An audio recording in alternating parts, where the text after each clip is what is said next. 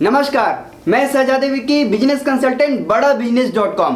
आपका फिर से स्वागत है हमारी इस गेम चेंजर वीडियो में। आप देख रहे हैं हमारे बिजनेस बर्निंग प्रॉब्लम सीरीज के वीडियो, जिसमें मैं आपको बिजनेस में आने वाले रेगुलर बेसिस पर प्रॉब्लम जो आते हैं उसका मैं आपको सॉल्यूशन बताता हूँ। ये इस सीरीज का तीसरा वीडियो है। यदि आपने इससे पहले आने वाले 2 वीडियो नहीं देखे हैं तो उसको जाइए और देखिए। तो चलिए इस वीडियो को शुरुआत करते हैं। सीधे आते हैं मुद्दे की बात पर। बिजनेस में सेल्स कैसे बढ़ाएं, हमारा विक्रय कैसे बढ़ाया जाए। हर एक बिजनेसमैन की, हर एक व्यापारी की एक बर्निंग प्रॉब्लम है कि मैं अपने सेल्स को कैसे बढ़ाऊं, अपने रेवेन्यू को मैं कैसे बढ़ाऊं। तो इसका सॉल्यूशन इस वीडियो में आज देने वाला हूं। यदि आप अपने सेल्स को बढ़ाना चाहते हैं तो आपको सबसे पहला काम जो करना है वो है make relation with your customer. अपने कस्टमर के साथ व्यवहार बनाइए, संबंध बनाइए। एक सवाल आपसे, आप किस दुकानदार के पास जाना पसंद करते हैं, आप किस व्यापारी के पास जाना पसंद करते हैं? वो व्यापारी जो आपको रिस्पेक्ट देता है, वो व्यापारी जो आपकी तारीफ करता है, वो व्यापारी जो आपकी बात सुनता है, वो व्यापारी जो आपको चाय पानी नाश्ता पूछता है। बिजनेस में आपके सेल्स को बढ़ाने के लिए सबसे इंपॉर्टेंट काम आता है आपका व्यवहार, आपका आचरण, कि आप कस्टमर के साथ कैसे रिलेशन मेंटेन करके रखते हो। क्योंकि बिजनेस लॉजिकल होता है लेकिन कस्टमर जो है वो इमोशनली होता है। तो इमोशनली कहीं ना कहीं आपको कस्टमर से कनेक्ट होना पड़ेगा। जब भी कोई कस्टमर आपके दुकान में चल कर आए, उसका स्वागत आपको स्माइल के साथ करना है और उनका हाल चाल पूछना है। सबसे खास बात कि यदि आप किसी कस्टमर का नाम लेंगे या उनके सरनेम से उनको बुलाएंगे तो उनको बड़ा अच्छा लगता है कि गुप्ता जी आइए, शर्मा जी आइए, रोहन जी आइए, सोहन जी आइए, दिनेश जी आइए। इस तरीके से अगर उनको आप बुलाएंगे और उनका हाल चाल जानेंगे तो उनको कहीं ना कहीं लगेगा कि ये आदमी मेरे को वैल्यू दे रहा है। क्योंकि सेल्स करने का 3 प्रोसेस होता है। सबसे पहले लोग आपको जानते हैं, पीपल नो यू। उसके बाद पीपल ट्रस्ट यू और देन पीपल बाय यू। पहले लोग आपको जानते हैं, फिर आप पर ट्रस्ट करते हैं, फिर आपसे ट्रांजैक्शन करते हैं। तो ये प्रोसेस को आपको समझना है। Don't sell your product, sell your product benefit. अपने सामान को कभी मत बेचे, सामान के फायदे बेचे। आपने कहावत सुना ही होगा, जीवन बीमा कभी ना बेचे, जीवन बीमा के फायदे बेचे। इसका मतलब क्या है कि आपको प्रोडक्ट बेचने की कोशिश नहीं करना है, कस्टमर को प्रोडक्ट के बेनिफिट को बताना है कि उनके लाइफ में इस प्रोडक्ट के द्वारा क्या वैल्यू इंक्रीज हो सकता है, कैसे उनके लाइफ में एक वैल्यू बढ़ सकता है। आपको एक बात और समझना पड़ेगा यहाँ पे, किसी भी प्रोडक्ट का बेनिफिट अलग होता है, फीचर अलग होता है। बेनिफिट आपको बताना है, फीचर एक अलग करके बताना है और बेनिफिट अलग करके बताना है। फीचर का मतलब है कि उस प्रोडक्ट में पर्टिकुलर क्या ऐसे विशेषता है। फायदे का मतलब है, बेनिफिट का मतलब है कि उनके जीवन में क्या एक वैल्यू एडिशन हो सकता है। तो आपको दोनों चीज़ को अलग अलग करके बताना है। प्रोडक्ट के बेनिफिट को अलग बताना है और फीचर को यहाँ पे अलग बताना है। Give offer on festival. अपने सेल्स को बढ़ाने का सबसे बेहतरीन तरीका ये है कि आप फेस्टिवल में या शुभ अवसरों पर अपने कस्टमर को ऑफर दे सकते हैं। आप उनके लिए एक ऑफर डिज़ाइन कर सकते हैं। आपका जो भी प्रॉफिट होगा उसमें से थोड़ा सा हिस्सा आप कम करके उनको एक ऑफर दे सकते हैं। या फिर कोई कस्टमर आपके टारगेट को कंप्लीट करता है या फिर उनको आप बोल सकते हैं इस लेवल में आप अगर आज परचेस करते हैं, इसके बाद आपको 4%, 5%, 10% आपके बिजनेस के अकॉर्डिंग उनको ऑफर दे सकते हैं। या फिर एक प्रोडक्ट के साथ किसी दूसरे छोटे प्रोडक्ट को आप कॉम्प्लीमेंट्री फ्री के रूप में दे सकते हैं।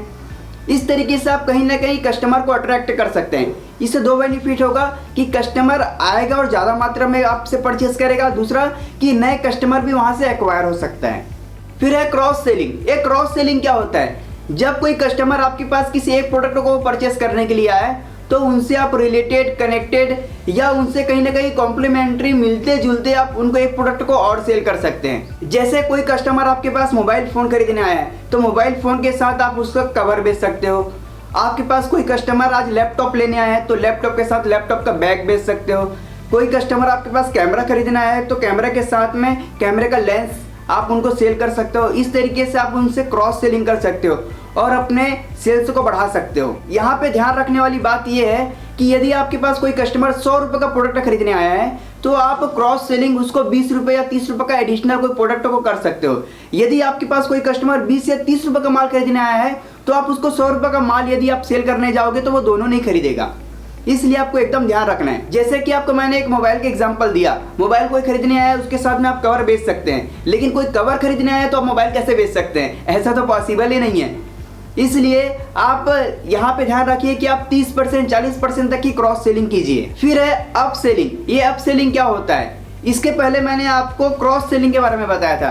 क्रॉस सेलिंग क्या होता था कि कोई कस्टमर मेरे पास आया है एक प्रोडक्ट को परचेस करने के लिए, मैं उस प्रोडक्ट से कनेक्टेड कोई दूसरा प्रोडक्ट, रिलेवेंट प्रोडक्ट एडिशनल एक उसको सेल कर दूं, ये होता है मेरा क्रॉस सेलिंग। अप सेलिंग का यहाँ पे मतलब आपको समझना पड़ेगा। कोई कस्टमर आपके पास आया है किसी 100 रुपये प्रोडक्ट को लेने के लिए, अब उस 100 रुपये प्रोडक्ट के बदले आप क्या कर सकते हैं, कोई थोड़े अच्छे क्वालिटी का, थोड़े से अच्छे उसके फ़ायदे का उसको बताकर 150 रुपये का या 200 रुपये का आप प्रोडक्ट उसको सेल कर सकते हैं। कोई आपके पास 500 का घड़ी परचेस करने आया है तो आप कैसे अपसेलिंग कर सकते हो, आप उनको थोड़ा सा एडिशनल वैल्यू देके थोड़ा सा और ज़्यादा फ़ायदा बताकर उनको 600 या 650 रुपये वाला घड़ी बेच सकते हो। आपके पास कोई 1000 रुपये का जूता खरीदने के लिए आया है तो उस जूता के बदले आप थोड़ा सा एडिशनल वैल्यू देके 1300 या 1400 वाला जूता उसको रिकमेंड करके वहाँ से अपसेलिंग कर सकते हो। इससे होता यह है कि बिजनेस में 30 से 40% से आपका जो सेल्स है वो बढ़ जाता है। आपने ई कॉमर्स वेबसाइट में देखा होगा, यदि आप 1000 रुपये का जूता मंगा रहे हैं तो वो कहीं ना कहीं आपको उससे रिलेटेड कहीं 1500 या 1700 का माल रिकमेंड करने लग जाएगा। तो इससे होता ये है कि आप कहीं आपको अच्छा प्रोडक्ट लगता है, आपको फ़ायदे का लगता है तो आप उसको परचेस कर जाते हैं और उस सेलर का अपसेलिंग हो जाता है और उसके सेल्स में इंक्रीमेंट आ जाता है।